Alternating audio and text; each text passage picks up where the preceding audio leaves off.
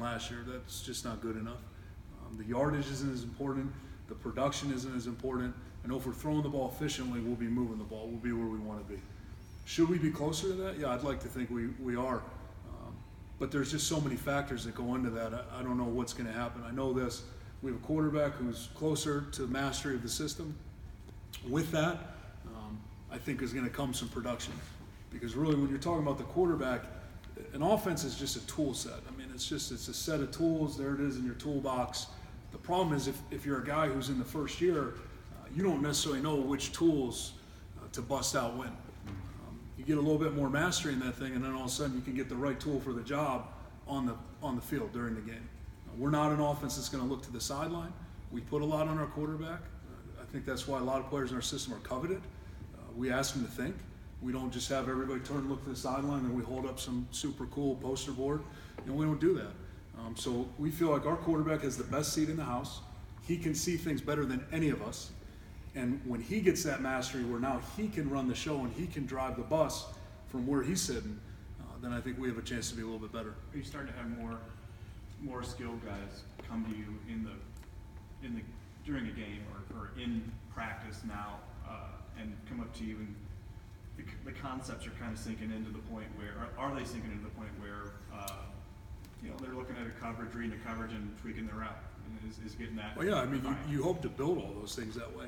So when you talk about a passing concept or a run play, for that matter, not 99% of it to me is conceptual understanding. And tell our players all the time. It's like I said about the quarterback.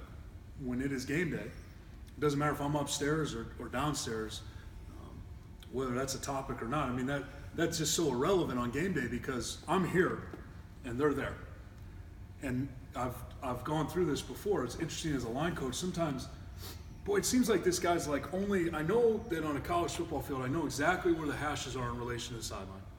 I know exactly where the numbers are in relation to the sideline.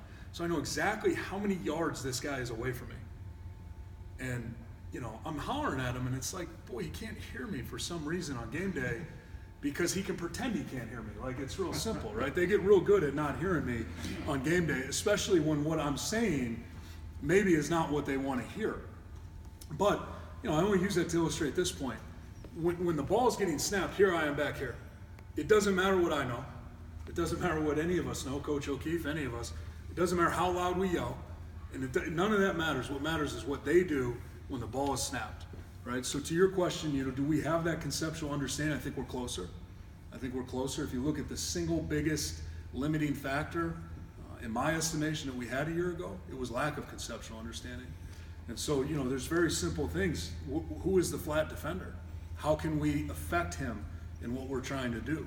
If we're trying to read the flat defender, then boy, we ought to be able to affect him within what we're doing. To your point, I think we're getting closer to that.